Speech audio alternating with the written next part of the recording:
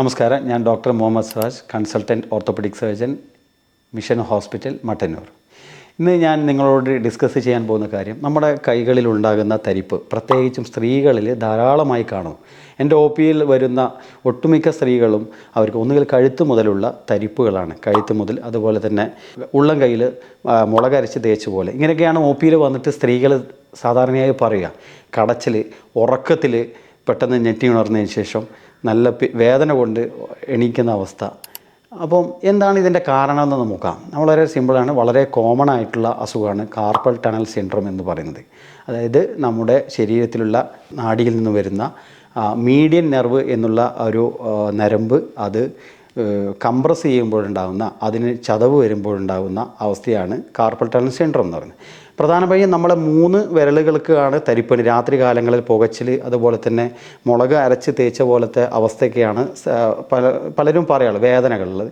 അത് ഒന്നുകിൽ ചെറിയ സാധനങ്ങളൊക്കെ കൂടുതലായിട്ട് പിടിക്കും. ചിലപ്പോൾ പത്രം വായിക്കുമ്പോൾ ചില ആളുകൾ എന്തെങ്കിലും വൈബ്രേറ്റിംഗ് മെഷീനുകൾ ഉപയോഗിക്കുന്ന ആളുകളൊക്കെ ആണെങ്കിൽ, അല്ലെങ്കിൽ കൂടുതലായിട്ട് വീട്ടു ജോലി ചെയ്യുന്ന സ്ത്രീകൾ, ഇങ്ങനത്തെ ആളുകളൊക്കെയാണ് ഇത് കൂടുതലായിട്ട് കാണുന്നത്.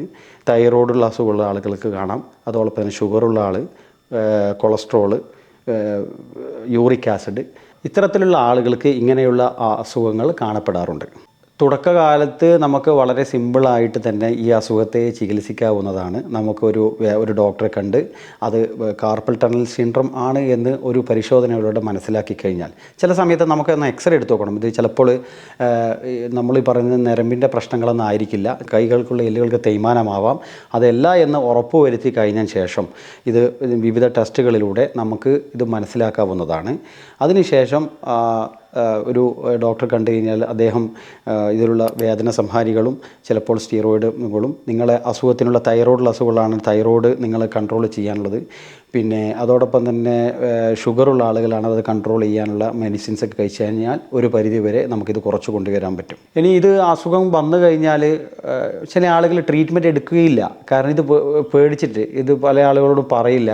അവസാന സ്റ്റേജ് നമ്മൾ ട്രീറ്റ് ചെയ്യാണ്ട് കുറേ കഴിഞ്ഞാൽ നമ്മുടെ ഈ മസിൽസിൻ്റെ കയ്യിലുള്ള തീനാർ മസിൽസ് ഉണ്ട്, അത് വേസ്റ്റിങ് വരും. വേസ്റ്റിംഗ് എന്ന് പറഞ്ഞാൽ ഏകദേശം അത് ചുക്കിച്ചുളിഞ്ഞ് നമ്മൾ വിരലുകൾക്കുള്ള പ്രവർത്തനം തന്നെ അത് ലേറ്റർ സ്റ്റേജിൽ അത് കുറഞ്ഞു പോകാനുള്ള സാധ്യതയുണ്ട്. അപ്പോൾ തുടക്കകാലത്ത് തന്നെ ഇങ്ങനെയുള്ള തരിപ്പുള്ള ആളുകൾ ഒരു ഡോക്ടറെ സമീപിക്കുകയും അദ്ദേഹം ആവശ്യമായിട്ടുള്ള പരിശോധനകൾ നടത്തുകയും, ഒരു നെർവ് കണ്ടക്ഷൻ സ്റ്റഡി എന്ന് പറയും, നരമ്പുകൾക്ക് ഏത് ഭാഗത്താണ് ബ്ലോക്ക് വരുന്നത് എന്ന് ഡോക്ടർ പരിശോധിക്കുകയും, ഇനി അത് ആ അസുഖമാണ് എന്ന് ഉറപ്പുവരുത്തുകയും ചെയ്തു കഴിഞ്ഞാൽ നമുക്ക് ടാബ്ലറ്റിലൂടെയും അതുപോലെ തന്നെ ഫിസിയോതെറാപ്പിയിലൂടെയും ഒരു പരിധിവരെ നമുക്കത് കുറച്ചു കൊണ്ടുവരാം. ഇത് നമ്മൾ ഗുളിക കഴിച്ചിട്ടും നമുക്ക് മാറ്റങ്ങളൊന്നും വരുന്നില്ലെങ്കിൽ നമുക്ക് ചെറിയ സർജറിയാണ് അതിനാവശ്യം.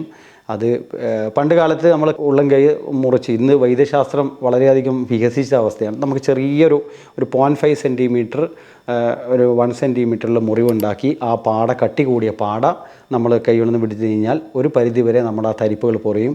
നിങ്ങളെ ജോലികൾ നിങ്ങൾക്കെടുക്കാം, നിങ്ങൾ വീട്ടു ജോലികൾ എടുക്കാം.